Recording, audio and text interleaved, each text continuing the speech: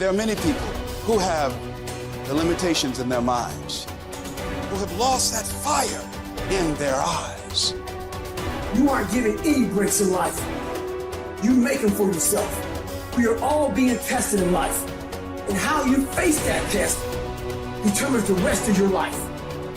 There's a lot of times where I don't know how I'm gonna move forward, but I ask myself one question: can you take another step? And that answer is always yes. Wherever focus goes, energy flows. So why don't we tap into that power now for your business and life? The part of beginning to get unstuck, you've got to decide that the behavior pattern that you have adopted doesn't work for you. You've got to change your strategies, and changing your strategy means reinventing your life, recreating you, and you have the power to do that. You want to take responsibility for your life. You can decide that you're going to change, that you're not going to be a wimp. I got me here, I can get me out of this, and I'm getting out. It's not easy reaching your dreams. It's not easy to achieve a happy and fulfilled life. It's not easy getting up every day, fighting, going through the daily struggles, getting rejected constantly, getting laughed at all the time, going through trials and tribulations, facing the pain of defeat over and over again.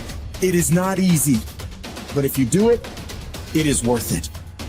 So when people ask you, say, how you doing? Even if you're having some difficult times, say, I'm blessed and highly favored. Because anytime you wake up and you don't have a white chalk outline around your body, it's a great day. You got to tell yourself that no matter what gets in my way, I'm going to keep going. I'm going to keep moving. I'm going to keep winning. I'm going to keep surviving. It's everything that you want, because you went through that pain of that journey that felt like you wanted to just knock you down and say, you know what? You can't do it. Understand that it's going to be trials and tribulation. That we'll have storms, but they will have sunshine after the rain. But that depends on you. And how bad do you truly want it? Nothing in life will hold you back if you trust in yourself and you trust in the process. And at the end of this race, guys, you're going to be more capable. Through that effort, builds the character of the person you want to be at the end. Accept that. And so I say to you, it's possible you can live your dream. If it's becoming a diamond, if it's having more, it's achieving more, it's possible you can live your dream. It's necessary that you have a plan of action, that you're resilient, that you stick to, that you have the vision and never give it up, that you become creative and relentless and keep on coming back again and again and again, and that it's you that you got to take personal responsibility to make it happen. And when life knocks you down, jump back up and say, it's not over until I win.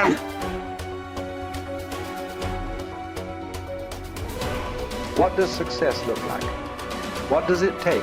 Human being has come with such open sense of possibilities. Those who are committed to being successful with whatever they're doing, one important aspect of their life is, that is what gets you across so many lines in our life, so many barriers in our life. This happened in your school, maybe later in your university, later in your work. It's happening to people, maybe not everyone, but to a whole lot of people.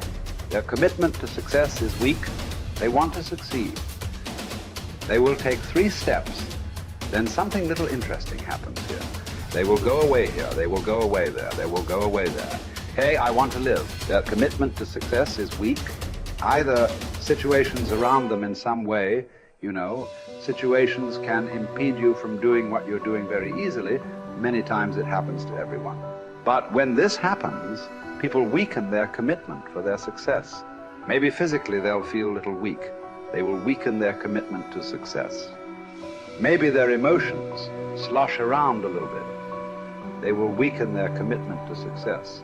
So our commitment to success should not weaken because there is social drama going on, or physiological drama, or psychological drama.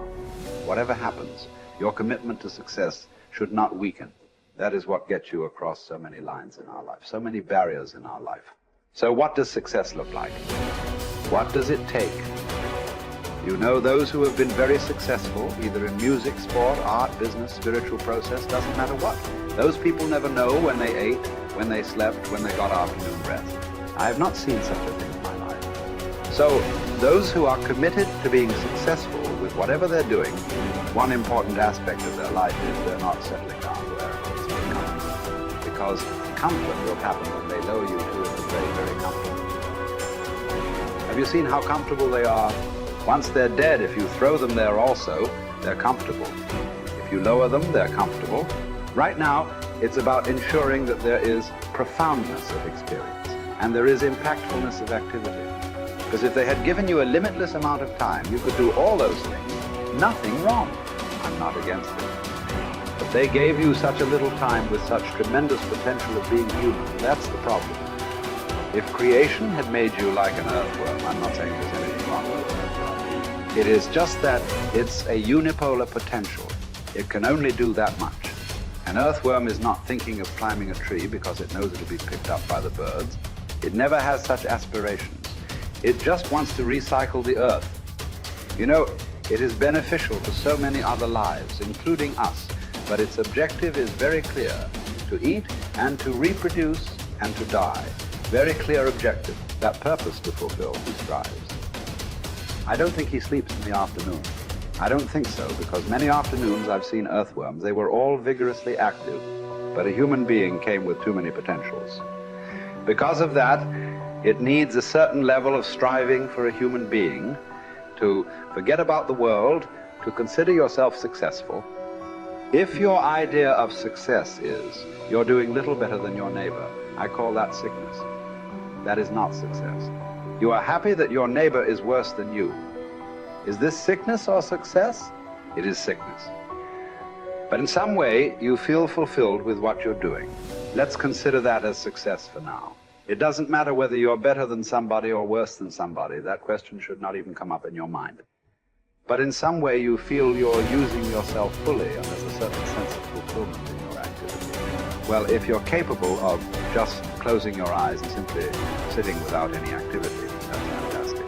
But you cannot do that. You cannot do that right now. In the states that you are, you can't simply close your eyes and become still.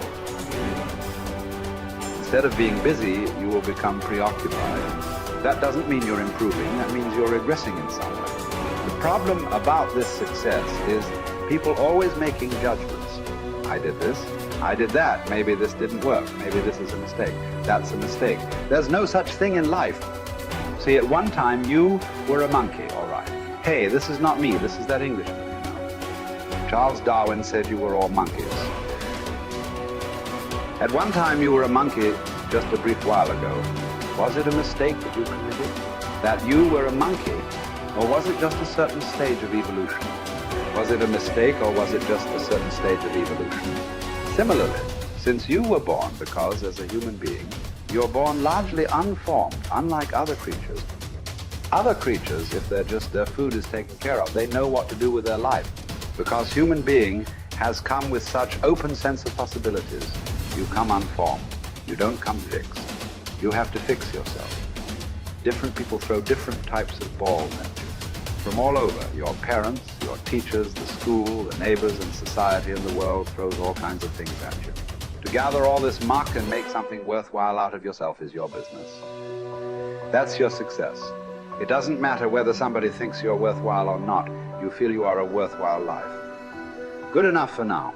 World may not recognize. It doesn't matter. But you know you are worthwhile.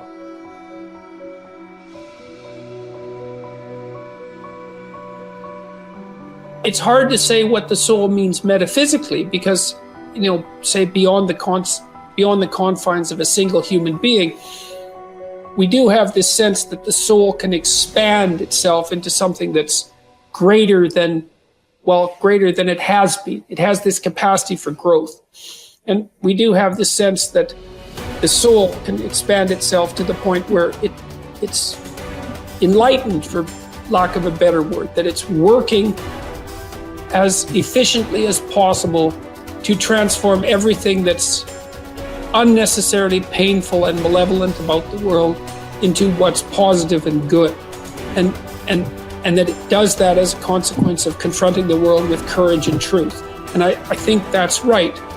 And I do think that means that the soul participates in something eternal, which is the attempt of being itself to transform what's unnecessarily painful and malevolent into what's good, and that human beings actually do participate in that, and that that's part of the reason that our ancient tradition insists that we're made in the image of God. And I think that it's a mistake to underestimate the importance of that, because I don't think that you can live a life of sufficient profundity to protect yourself from being corrupted by suffering and malevolence without adopting a responsibility that's commensurate with that set of ideas. I think that you either orient yourself upward, to the star above the horizon, and try desperately to improve the structure of being, or you work at counter purposes to it and make things worse. I don't think there's a middle ground. In fact, to the degree there is a middle ground, it tilts towards the negative, because people who try to occupy the middle ground generally try to accrue the benefit, let's say, without adopting any of the risk. And that's not acceptable, not helpful. So that's a soul to me.